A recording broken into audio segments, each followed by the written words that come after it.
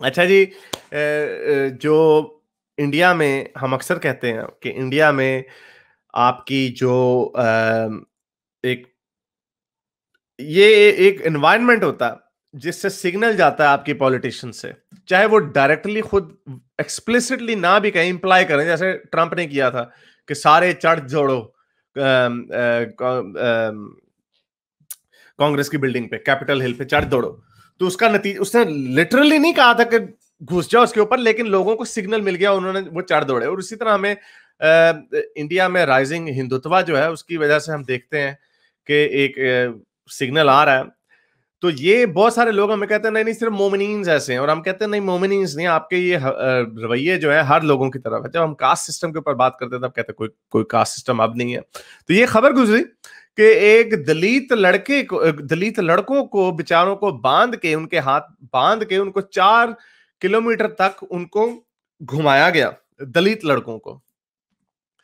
ये न्यू दिल्ली, ये 4 दलित लड़के 11 और 13 साल के थे, उनके हाथ पैर बांध दिए, इन्होंने हाथ बांध दिए और उनको 4 किलोमीटर तक पंजाब के संगरूर डिस्ट्रिक्ट में चोरी के इल्जाम के ऊपर घुमाया गया।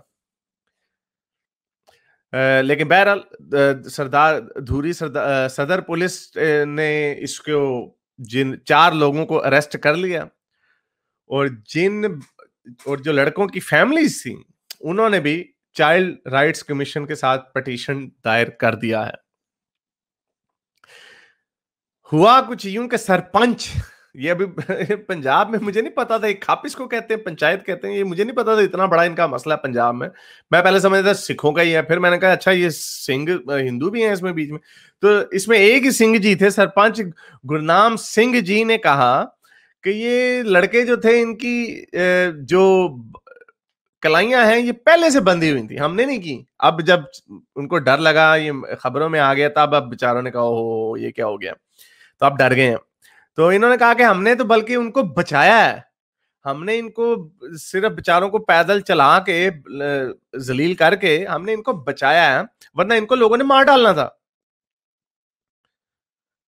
तो जो 4 लोग जो एक्यूज थे इनमें, उनमें जैसे मैंने आपको बताया सिर्फ एक ही सिंह जी थे, बाकी सिंह नहीं थे।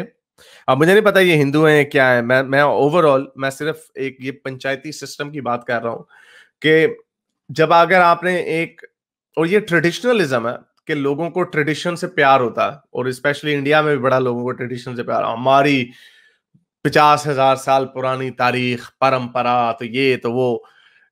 जब आपने मॉडर्न एक स्टेट बनना है तो आपको ये सारे जो नॉर्म्स है ना, जो कल्चरल नॉर्म्स हैं, जो भी आपकी ट्रेडिशंस हैं, इन सबको पीछे फेंकना पड़ेगा, क्योंकि इन्हीं ट्रेडिशंस के अंदर बहुत इस तरह की चीजें छुपी हुई हैं जो कि जिनकी जगह 21st सेंचुरी में बिल्कुल भी नहीं है। तो बहरहाल ये इन लड़कों के ऊपर, बेचारों के ऊपर काफी जुल्म हुआ। इनको पुलिस ने, अच्छी बात है पुलिस ने पकड़ लिया, इनके ऊपर केस डाल दिया है कि इन्होंने रॉन्गफुली किसी को कैद किया और जिस्मानी तकलीफ पहुंचाई किसी को। Well, culture can coexist with modernity. It depends. जब आप कल्चर को ऊपर रखते हैं तो कल्चर के अंदर जो बुरी चीजें होती हैं फिर उसके साथ क्या करेंगे आप? आप ये कह सकते हैं कि भाई हमारे कल्चर में तो गाना गाना भी है, ऑफ कोर्स गाना गाना मॉडर्निटी के साथ भी रह सकता है, लेकिन कल्चर से जब आपको, लेकिन उसके लिए आपको कल्चर के साथ एक जबरदस्त किस्म का प्यार होने की जरूरत नहीं है।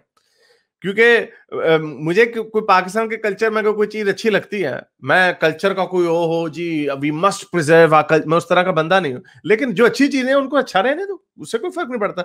लेकिन जब आपको कल्चर से प्यार हो जाता है ना, तो उसके अंदर आपको ये जो छोटी मोटी गंदी मोटी चीजें हैं ना, वो फिर आपको नजर नहीं आती, आप उनको इग्नोर करने लगते हो।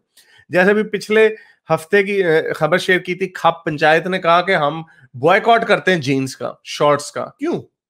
क्योंकि ये एक ऑनर कल्चर है हमारे हमारी इस खित्ते का, इस एरिया का, सब कॉन्टिनेंट का, ऑनर कल्चर है भाई। ये शॉर्ट्स जो पहनते हैं बगैरत लोग हैं, लड़की अगर जीन पहनती है, ये इसका कल्चर और ट्रेडिशन से हिस्सा है ना।